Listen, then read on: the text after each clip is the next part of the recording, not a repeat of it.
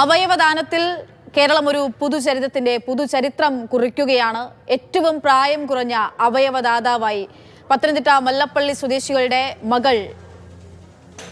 മകളുടെ അവയവങ്ങൾ ഇപ്പോൾ മാറ്റിവെക്കുന്നതിനായി കൊച്ചിയിൽ നിന്നും തിരിച്ചിരിക്കുകയാണ്. കൊച്ചിയിൽ നിന്നും തിരുവനന്തപുരത്തേക്കാണ് എത്തിക്കേണ്ടിയിരിക്കുന്നത്. ഏറ്റുമാനൂർ പിന്നിട്ടിരിക്കുന്നു. ആ ദൗത്യം ഇപ്പോൾ ഏറ്റുമാനൂർ പിന്നിട്ട് മുന്നോട്ട് പോയിക്കൊണ്ടിരിക്കുകയാണ്. കോട്ടയം വഴിയാണ് ഇനിയുള്ള യാത്ര. നമുക്ക് ദൃശ്യങ്ങൾ കാണാം. കൊച്ചി അമൃത ആശുപത്രിയിൽ നിന്നും പുറപ്പെട്ടതിന്റെ അവിടെ നിന്നുള്ള ദൃശ്യങ്ങളാണ്. അവയവങ്ങൾ ആംബുലൻസിലേക്ക് മാറ്റുന്നതിന്റെ ദൃശ്യങ്ങൾ. വൃക്കകൾ, കരൾ, ഹൃദയത്തിന്റെ വാൽവ്, നേത്രപടലങ്ങൾ എന്നിവയാണ് മാറ്റിവെക്കുന്നത്. 5 പേർക്കാണ് ഈ 10 മാസം പ്രായമുള്ള കുഞ്ഞ് പുതുജീവനേകുന്നത്. റോഡ് അപകടത്തിൽ ജീവൻ നഷ്ടമായിട്ടുള്ള കുഞ്ഞിന്റെ മസ്തിഷ്ക മരണം സംഭവിച്ചിട്ടുള്ള കുഞ്ഞിന്റെ അവയവങ്ങളാണിപ്പോൾ മാറ്റിവെക്കുന്നത്. ആ ശസ്ത്രക്രിയയുടെ ആ ദൗത്യത്തിന്റെ ഭാഗമാവുകയാണ് കേരളം. ആംബുലൻസ് കടന്നു പോകുന്ന പാതയിലാകെയും പോലീസിന്റെ ഗ്രീൻ കോറിഡോർ ഒരുക്കിയിട്ടുണ്ട്. പോലീസിന്റെ ഭാഗത്തു നിന്നും അതായത് ഗതാഗത ക്രമീകരണങ്ങൾ ഉൾപ്പെടെ നമുക്ക് ദൃശ്യങ്ങളിൽ കാണാം. ഇപ്പോൾ വിവരങ്ങളുമായി AK സ്റ്റെഫിൻ ചേരുന്നുണ്ട്. സ്റ്റെഫിൻ, എവിടെ എത്തിയിരിക്കുന്നു ആ ആംബുലൻസ്?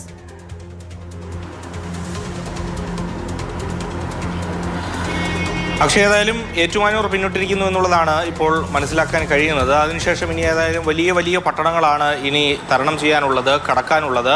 കോട്ടയം വരെ ഒരു അല്പം വേഗത, ഇപ്പോഴുള്ള ആ ഒരു വേഗതയിൽ തന്നെ തുടരും. അതിനുശേഷം ഏതായാലും കോട്ടയം കഴിഞ്ഞ് ഇങ്ങോട്ടേക്ക് വരുമ്പോൾ MC റോഡ് ഭാഗത്തേക്ക് വന്നു കഴിഞ്ഞാൽ കുറച്ചുകൂടി വേഗത്തിൽ എത്താൻ കഴിയുമെന്നുള്ളതാണ് പ്രതീക്ഷിക്കുന്നത്. കാരണം ഈ ആംബുലൻസിനെ സംബന്ധിച്ചിടത്തോളം ഒരു 3-3.5 മണിക്കൂർ മതിയാകുമെന്നുള്ളതാണ് പ്രതീക്ഷിക്കപ്പെടുന്നത്. സാധാരണഗതിയിൽ കൊച്ചിയിൽ നിന്ന് യാത്ര തിരിച്ചു കഴിഞ്ഞാൽ ഒരു 5-6 മണിക്കൂർ എടുക്കുന്ന ഇടത്ത് പോലീസിൻ്റെയും അതോടൊപ്പം തന്നെ എല്ലാ സർവ്വ സജ്ജീകരണങ്ങളും ഒരുക്കിക്കൊണ്ട് എത്രയും പെട്ടെന്ന് തന്നെ ഇങ്ങോട്ടേക്ക് എത്തിക്കുക എന്ന് തന്നെയാണ് ലക്ഷ്യം. നമ്മളിപ്പോൾ നിൽക്കുന്നത് തിരുവനന്തപുരത്തെ കിംസ് ആശുപത്രിയിലേക്കാണ്. ഇവിടെയാണ് ആദ്യമായിട്ട് ആംബുലൻസ് എത്തുക. ഈ കാണുന്ന ഭാഗത്തുകൂടി ആംബുലൻസ് എത്തും. അതിനു വേണ്ടുന്ന സജ്ജീകരണങ്ങളെല്ലാം തന്നെ ഒരുക്കിയിട്ടുണ്ട്. ഇതുവഴിയാണ് ആംബുലൻസിന് കടന്നു വരാനുള്ള വഴി ഒരുക്കിയിരിക്കുന്നത്. ഇപ്പോൾ ഏതായാലും നിലവിലിവിടെ കൂടുതൽ പോലീസ് കാര്യമൊന്നും തന്നെ വിന്യസിച്ചിട്ടില്ല. പക്ഷേ ഏതായാലും ഈ കാണുന്ന ഭാഗത്തെല്ലാം തന്നെ ഗതാഗതം ക്രമീകരിക്കുന്നതിന് വേണ്ടിയുള്ള സൗകര്യങ്ങൾ ഒരുക്കിയിട്ടുണ്ട്. കാരണം ആംബുലൻസിന് സുഗമമായി തന്നെ കടന്നു വരണം. അതുകൊണ്ട് തന്നെ വഴിയിൽ ആംബുലൻസ് പ്രവേശിച്ചിരിക്കുകയാണ്. കോട്ടയത്തേക്ക് പ്രവേശിച്ചിരിക്കുന്നു. ഏറ്റുമാനൂർ കഴിഞ്ഞ് ഇപ്പോൾ കോട്ടയത്തേക്ക് എത്തിയിരിക്കുകയാണ്. ആംബുലൻസിന്റെ യാത്രയാണ് നമ്മൾ കാണുന്നത്. കേരളം ഒന്നാകെ ഈ യാത്രയുടെ ഭാഗമാവുകയാണ്. 10 മാസം പ്രായമായ കുഞ്ഞിന്റെ അവയവങ്ങളാണ് ഇപ്പോൾ കൊച്ചിയിൽ നിന്നും തിരുവനന്തപുരത്തേക്ക് എത്തിച്ചുകൊണ്ടിരിക്കുന്നത്. നമുക്ക് ആംബുലൻസിൽ നിന്നുള്ള ദൃശ്യങ്ങൾ, അതായത് ആംബുലൻസ് ഡ്രൈവർ നേരത്തെ തന്നെ അദ്ദേഹത്തിന്റെ പ്രതികരണം നമ്മൾ കേട്ടിരുന്നു.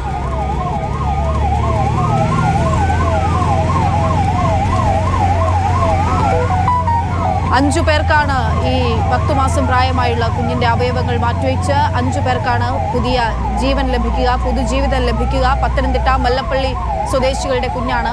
വാഹനാപകടത്തിലാണ് കുഞ്ഞിന്റെ മസ്തിഷ്ക മരണം സംഭവിച്ചത്. സ്റ്റെഫിൻ തുടരുന്നുണ്ട്. സ്റ്റെഫിൻ, കോട്ടയവും പിന്നിട്ടിരിക്കുന്നു. എത്ര മണിയോടുകൂടി തലസ്ഥാനത്തേക്ക് തിരുവനന്തപുരത്തേക്ക് കിംസ് ആശുപത്രിയിലേക്കാണ് ആദ്യം എത്തുക? കിംസ് ആശുപത്രിയിലേക്ക് എത്തിച്ചേരാനാകുമെന്നാണ് കരുതുന്നത്?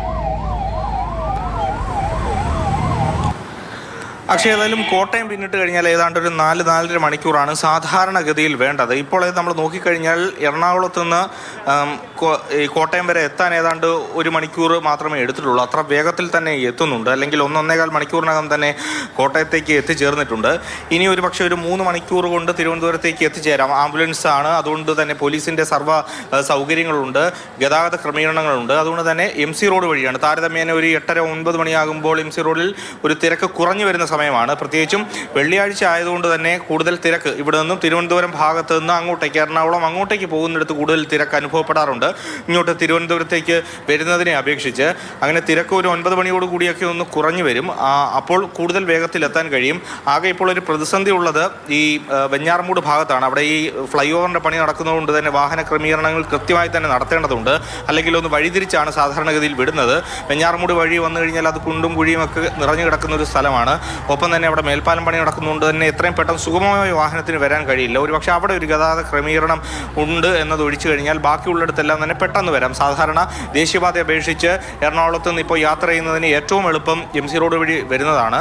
അതുകൊണ്ട് തന്നെ ആംബുലൻസ് 217 കിലോമീറ്ററോളം ഉണ്ട് ഇവിടെ എത്തുന്നതിന് വേണ്ടി എറണാകുളത്ത് നിന്ന്. ഇപ്പോൾ അതിൻ്റെ ഒരു 50-60 കിലോമീറ്ററോളം അത് പിന്നിട്ടിരിക്കുന്നു, കോട്ടയം എത്തിയിരിക്കുന്നു. ഇനി ഏതായാലും വളരെ സുഗമമായി തന്നെ വരുന്നതിന് വേണ്ടി ഒരു സൗകര്യങ്ങളാണ് ഒരുക്കിയിരിക്കുന്നത്. കിംസ് ആശുപത്രിയിലും അതോടൊപ്പം തന്നെ തിരുവനന്തപുരത്ത് SIT ആശുപത്രിയിലും എല്ലാ തരത്തിലുള്ള ഒരുക്കങ്ങളും ഈ ആംബുലൻസ് വന്നു കഴിഞ്ഞാൽ വേണ്ടുന്ന ഒരുക്കങ്ങൾ, ആംബുലൻസിന് സുഗമമായി വരാനുള്ള സൗകര്യം, അതെല്ലാം പോലീസ് ഇടപെട്ട് ചെയ്യുന്നുണ്ട്. അവർക്ക് ആ പ്രത്യേകമായിട്ടുള്ള നിർദ്ദേശം നൽകിയിട്ടുണ്ട്. 1 മണിക്കൂർ കൂടെ കഴിയുമ്പോഴായിരിക്കും ഒന്നുകൂടി ഒന്ന് ആക്റ്റീവ് ആകുക. പോലീസ് ആ വാഹന വ്യൂഹം കടന്നു പോകുന്ന നമുക്ക് ദൃശ്യങ്ങളിൽ കാണാൻ സാധിക്കുന്നുണ്ട്.